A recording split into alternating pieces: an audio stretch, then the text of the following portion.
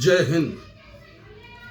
आज हिंदुस्तान का किसान, हिंदुस्तान का अन्नदाता सड़कों पे है और अपने प्रधानमंत्री आदरणीय नरेंद्र मोदी जी लोकसभा में खुद की तारीफ करने में जो है व्यस्त हैं।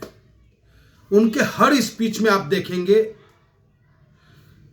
कि खुद की तारीफ की, मोदी ने ये कर दिया, मोदी ने वो कर दिया। अरे मोदी जी ने जो किया वो हिंदुस्तान की जनता देख रही है। हिंदुस्तान का किसान, हिंदुस्तान का अन्नदाता आज सड़कों पे संघर्ष करने के लिए मजबूर है। इस सरकार की उपलब्धि में अगर आपको गिनाना शुरू करूं तो काफी समय लग जाएगा। इस सरकार की उपलब्धि रही है कि जब जब यह सरकार को महसूस होता है कि हिंदुस्तान की आवाम हमारी तरफ देख रहा है। याद होगा 2014 से लेकर अब तक की मैं बताना चाहता हूं आपसे, तभी इन्होंने आधार कार्ड लिंक कराओ, लाइन में लगाने का काम किया।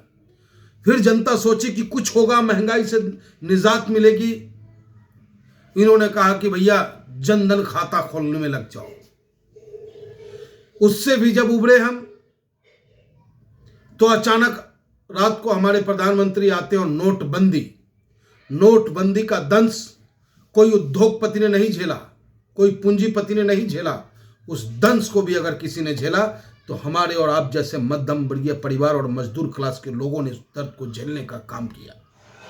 नोटबंदी के बाद फिर आता है गब्बर सिंह टैक्स, जीएसटी।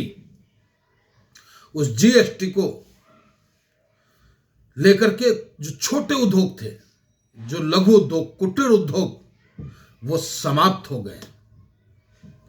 फिर आता है अचानक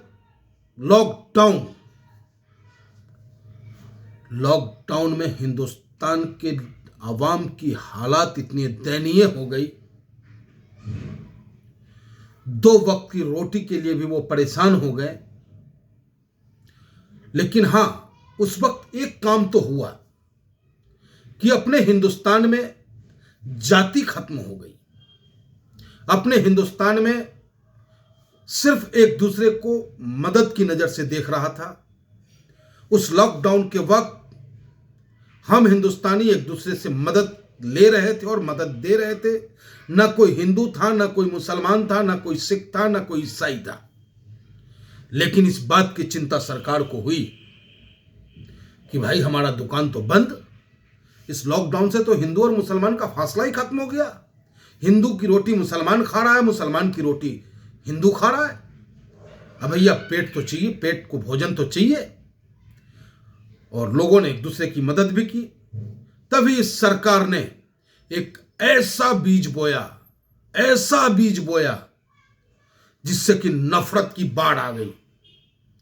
और वो बीज था जमात के नाम पर को बदनाम करने का।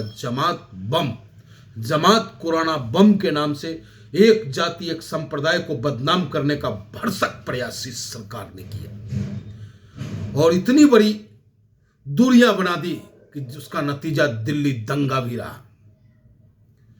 इस सरकार से जब किसान अपनी हक की बात करेगा उसे खालिस्तानी इन्होंने कहा। छात्र ने अपने अधिकार की बात की, उनको टुकड़े टुकड़े गैंग करके संबोधित करने का काम किया। यह है सरकार की उपलब्धि।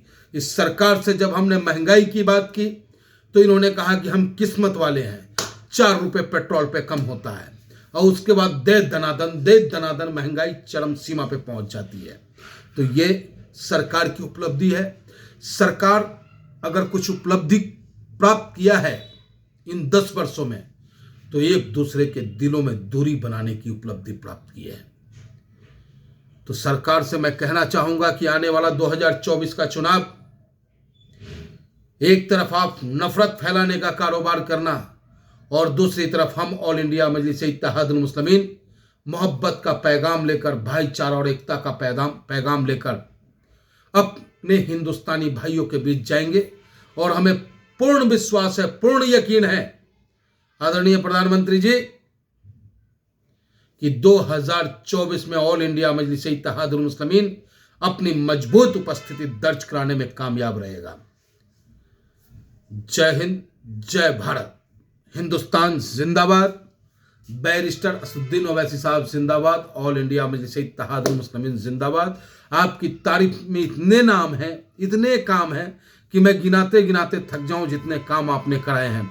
एक देश एक कानून की बात आप करते हो, लेकिन जब कार्रवाई करने की बात होती है तो जाति, धर्म, टोपी, टीका देख करके कार्रवाई करने का काम करते हो आप।